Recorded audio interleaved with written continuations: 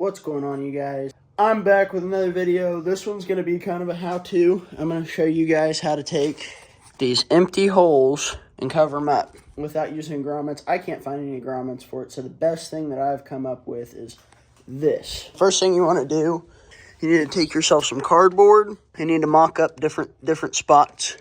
You know, you want to mock up a spot here, a spot here. Take your piece of cardboard, make sure it fits. Once you get your pieces of cardboard made up, you want to come over to your piece of steel, trace everything out, get all your pieces cut. Once all your pieces are cut, you can take some paint match and a spray can, and then you match it. Now, this piece just got fucked up because I had it sitting on a box and it's a little windy out today. I don't want to spray anything in or near the car, so kind of spraying there, but I don't want to get the concrete dirty. As you can tell, I've got the house dirty a little bit, but it'll come off. Thing I forgot to mention, once you get all your pieces cut, you know, they don't have to be perfect, you know, because you won't see them under here. You want to hold them up to your spots and make sure that they fit your spots. You need to just double check, you know, that you cut your cardboard right and that all your pieces fit in the right spots. So, like I said, once you get that done, we're going to go over to the painting station and get them painted up. Once they're painted up, I'll show you what to do next. Okay, so, next thing you're going to need is to get yourself some medium-bodied seam sealer. And then you want to grab your part that you cut out and painted.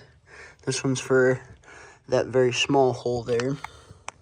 And I'm not covering all my holes up, just a few of them. But what I'm going to do here, I'm going to try and set this up. I don't know that you can see, but I'll show you in a second.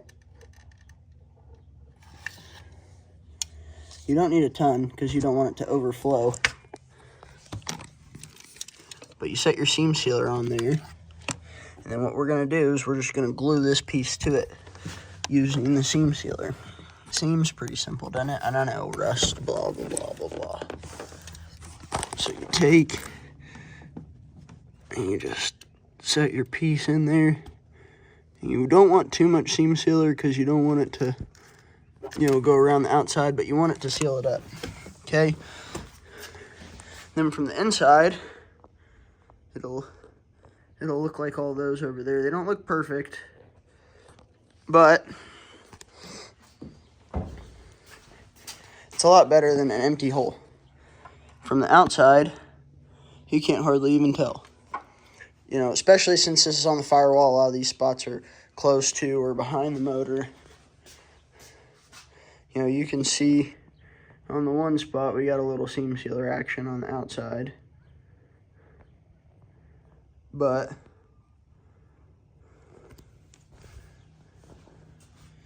you know, on this one and on this one, there's a little seam sealer action going on the outside, but that's no big deal, for me at least. The only other one I think I'm going to cover up is this one. The rest of them I'm just going to leave.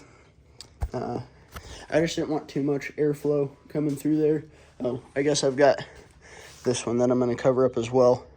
But I'm going to leave this one open because it's got stuff going through it. That one's staying open. It's got stuff going through it. If I could find rubber grommets for it, that would work obviously the best. If you can find rubber grommets for your car, use rubber grommets. But if not, this is the next best thing I've figured out to do. So, anyways,